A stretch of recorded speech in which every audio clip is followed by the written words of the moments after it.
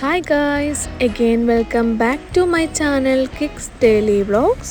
ഇന്നത്തെ കുക്കിംഗ് വ്ലോഗിൽ നമുക്ക് ഷെഫ് പിള്ളയുടെ ഒരു അടിപൊളി ചിക്കൻ റെസിപ്പി നോക്കാം ഗൈസ്. വീഡിയോയിലേക്ക് കടക്കുന്നതിന് മുന്നേ എൻ്റെ ചാനൽ സബ്സ്ക്രൈബ് ചെയ്തില്ലെങ്കിൽ സബ്സ്ക്രൈബ് ചെയ്യണേ ഗൈസ്. ഒട്ടും വൈകാതെ വീഡിയോയിലേക്ക് കടക്കാം. 1 കിലോ ചിക്കൻ എടുത്ത് അതിലേക്ക് 1/4 സ്പൂൺ മഞ്ഞൾപ്പൊടിയും കുറച്ച് കുരുമുളക് പൊടിയും അതുപോലെ തന്നെ ഉപ്പും ചേർത്ത് നന്നായി തിരുമ്മി വെക്കണേ. ഇത് അധികം നേരം റെസ്റ്റ് ചെയ്യേണ്ട ആവശ്യമൊന്നുമില്ല, കൂടിപ്പോയൊരു അരമണിക്കൂർ മതി കേട്ടോ. അടുത്തായി നമുക്ക് ചട്ടി അടുപ്പത്ത് വെക്കാം കേട്ടോ. എന്നിട്ട് ആവശ്യത്തിനുള്ള ഓയിൽ നമുക്ക് ആഡ് ചെയ്ത് എണ്ണ ഒന്ന് ചൂടായി കഴിഞ്ഞാൽ നമ്മൾ അതിലേക്ക് 1 ടീസ്പൂൺ നമ്മുടെ പെരിഞ്ജീരകമാണ് കേട്ടോ ആഡ് ചെയ്യുന്നത്. പെരിഞ്ജീരകമൊക്കെ ഒന്ന് പൊട്ടിക്കഴിഞ്ഞാൽ നമുക്ക് 1.5 കൈ നമുക്ക് തേങ്ങ ചിരകിയിട്ട് കൊടുക്കാവേ. ഈ തേങ്ങ ചിരകിയതിൻ്റെ സ്ഥാനത്ത് നിങ്ങൾക്ക് തേങ്ങ കൊത്തുണ്ടെങ്കിൽ ആഡ് ചെയ്യാം കേട്ടോ. രണ്ടായാലും പ്രശ്നമൊന്നുമില്ല. എൻ്റെ അടുത്തിപ്പോൾ തേങ്ങ കൊത്തില്ലാത്തതുകൊണ്ട് ഞാൻ തേങ്ങയാണ് കേട്ടോ ആഡ് ചെയ്തിരിക്കുന്നത്.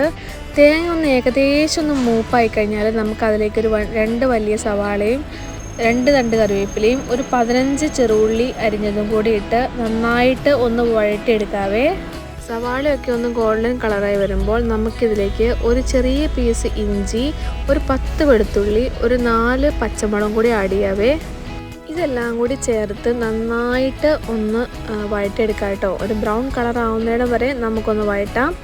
ഏകദേശം ഈ ഒരു പാകമായാൽ നമുക്കിതിലേക്ക് 1/2 സ്പൂൺ മഞ്ഞൾപ്പൊടിയും 2 സ്പൂൺ മല്ലിപ്പൊടിയും 1/2 സ്പൂൺ ചില്ലി പൗഡറും അതുപോലെ തന്നെ ഒരു 1/2 സ്പൂൺ നമ്മുടെ കുരുമുളക് പൊടിയും ചേർത്തിട്ട് നന്നായിട്ടൊന്ന് വഴറ്റിയെടുക്കാവേ.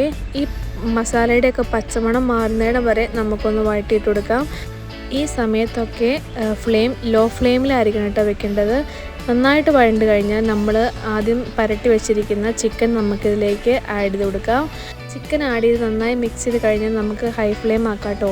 ഈ ചിക്കൻ്റെ ഒക്കെ ഒരു പിങ്ക് കളർ മാറി വൈറ്റ് കളർ ആവുന്നിടം വരെ നമുക്ക് ഹൈ ഫ്ലെയിമിലിട്ടൊന്ന് ഇളക്കി കൊടുക്കാം.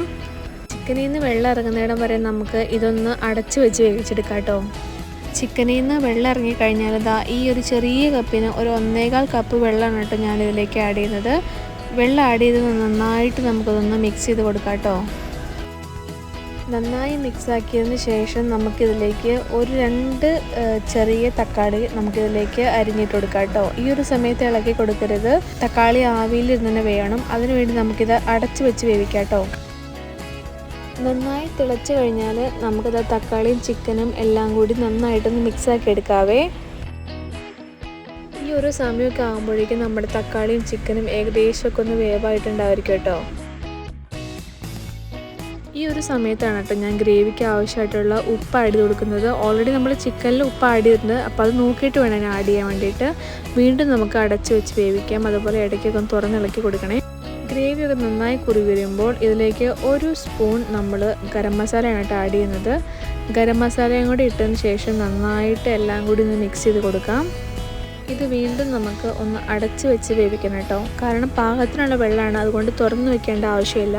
ഇപ്പോൾ നമ്മുടെ കറിയൊക്കെ നന്നായിട്ട് കുറുകി വന്നിട്ടുണ്ട് കേട്ടോ. ഞാൻ കുറച്ച് കറിവേപ്പിലയും കൂടി മേലെ ആഡ് ചെയ്തിട്ടുണ്ട്. നമ്മുടെ കറി ഇവിടെ റെഡി ആയിട്ടുണ്ട്. നല്ല സ്വാദാണ് കേട്ടോ ഈ ഒരു കറിക്ക്. എല്ലാവരും ട്രൈ ചെയ്യണേ. അതുപോലെ എൻ്റെ ചാനൽ ആദ്യമായിട്ട് കാണുന്ന എല്ലാവരും സബ്സ്ക്രൈബ് ചെയ്യാനും ലൈക്ക് ചെയ്യാനും ഷെയർ ചെയ്യാനും കമൻറ്റ് ചെയ്യാനും മറക്കരുത്. അതുപോലെ സബ്സ്ക്രൈബ് ചെയ്യുമ്പോൾ അടുത്തുള്ള ബെല്ലൈക്കൺ കൂടി അമർത്തണേ. എന്നാൽ മാത്രമേ ഞാനിടുന്ന വീഡിയോസ് നിങ്ങൾക്ക് ലഭിക്കുകയുള്ളൂ. അപ്പോൾ അടുത്ത നല്ലൊരു വീഡിയോ ആയിട്ട് വരാം. അതുവരേക്കും ബായ്.